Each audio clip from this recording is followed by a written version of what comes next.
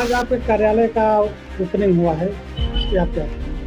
देखिए, चुनाव आयोग, निर्वाचन आयोग का कहना है, यदि आप चुनाव लड़ रहे हैं, चुनाव मैदान में हैं, जनता की सेवा के लिए, तो आप अपने आवाज़ से ना प्रचार करके एक चुनाव कार्यालय खोलें, जहां जनता जो है, जनमानस यहां आकर के अपनी समस्याओं से अवगत कार्यधाराओं को हम तक पहुंचाने का काम करे। यही कार्यालय का उद्घाटन करने का प्रमुख उद्देश्य है। चुनाव लड़ने का मात्र ये मकसद है हमारा है, क्योंकि मेरा जन्मभूमि है। मैं 1995 में फूलपुर से अरौला गया और अरौला में जो है वहाँ की जनता ने हमें लगातार 10 साल प्रधान बनाई और क्षेत्र पंचायत बनाया। क्योंकि मैंने राजनीतिक जीवन में जब कदम रखा तो मुझे कहीं न कहीं मन में मेरे कुंठा हुआ कि जहाँ मैंने शिक्षा दीक्षा प्राप्त किया है, मेरी जन्मभूमि जहाँ हो, मैं वहाँ कुछ करने के लिए अब मेरे दिल में आया। इसलिए मैं फूलपुर धरती में लगातार 15 साल से 2007 में ही चुनाव लड़ने का मकसद था, परंतु सीट ओबीसी होने के कारण मैं नहीं लड़ पाया और 2012 में प्रधान था, इसलिए माताजी को लड़ाकर हमने एंट्री किया। और ये फूलपुर 1733 में राजा माहुली ने इसे बसाया था और 1733 के बाद यहाँ पर 1860 में यहाँ नगर पंचायत का गठन हुआ और 1951 में पहला चुनाव हुआ, जिसमें माता दीन साहू चेयरमैन चुने गए। 1952 में पुनः मुंशी दौलतलाल चुने गए, जो 1977 तक लगातार रहे और उन्होंने नगर में जो विकास कार्य किए। पुनः 12 साल जो है टाउन एरिया जो सुपर सीट रही। 1989 में पुनः हरिलाल जी आए मैदान में, वो जीते। फिर जो है 95 में हमारे नगर के बहादुर जो है, जिन्हें लोग बहादुर कहते थे, जितेंद्र नाथ जित्तू लाल, उनको अवसर मिला। फिर पुनः जो है 2000 में हरिलाल जी पूर्व चेयरमैन को मिला और 2007 से माननीय शिव प्रसाद जी, जो अब हम लोग के बीच में दिवंगत हो चुके हैं, मैं इन तीनों चेयरमैनों को इस उद्घाटन के माध्यम से श्रद्धांजलि अर्पित करते हुए मैं उनके अधूरे सपनों को पूरा करने के लिए नगर के जनता को यह एहसास कराऊंगा कि फूलपुर में अब नेता विहीन नहीं रहेगा। 15 साल में क्या विकास रहेगा? 2007 से 12 तक आदरणीय चेयरमैन साहब ने विकास का कुछ खाका तैयार किए और 2007 के बाद मैं समझता हूँ 12 के बाद कहीं विकास की इस तरह की 2007 में जिस तरह से आज फूलपुर के हर घर से आवाज़ निकल चुका है, आपका बेटा कभी ये नहीं फिक्र किया कि मेरे पास क्या है।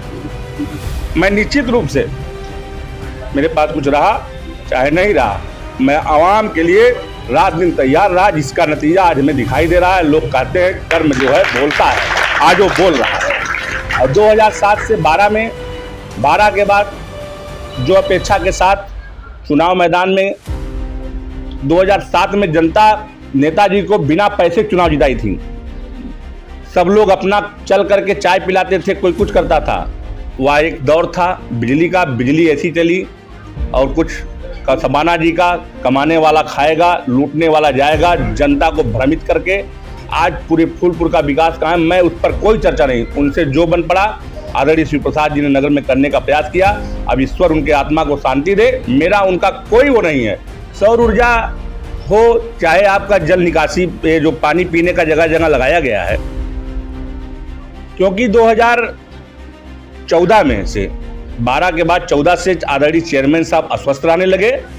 14 से लगातार अंशुमान जी चेयरमैनी का कार्यकाल देख रहे हैं और ये जो सोलर प्लांट लगा, ये पूरी तरह से कमीशन के हवाले हो गया। सोलर प्लांट बत्ती जले इससे मतलब उनको नहीं है, बस सोलर प्लांट 1 करोड़ 60 लाख का बजट था, जिसमें जो है, अब मैं इस पर बहुत वो नहीं कहना चाहूँगा, परंतु ये नगर की जनता के लिए समर्पित था, बहुत अच्छी योजना थी। इसको अगर सुचारू रूप से चलाया गया होता, उनका मात्र एक मिशन था। क्योंकि नेताजी वास्तव में जनता के प्रति कहीं कहीं समर्पित रहते थे, परंतु उनका अस्वस्थ होना और अंशुमान जी को कार्यकाल में संभालना, ये कहीं न कहीं साबित किया कि पूरी तरह से भ्रष्टाचार में लिप्त होकर के इस तरह का कार्य किया कि उनका मिशन हो गया कि हमारा कमीशन अपने घर पहुँचे और सोलर लाइट जले चाहे ना जले। 2007 में आप भी रहे होंगे, यहाँ की तमाम लोग रहे।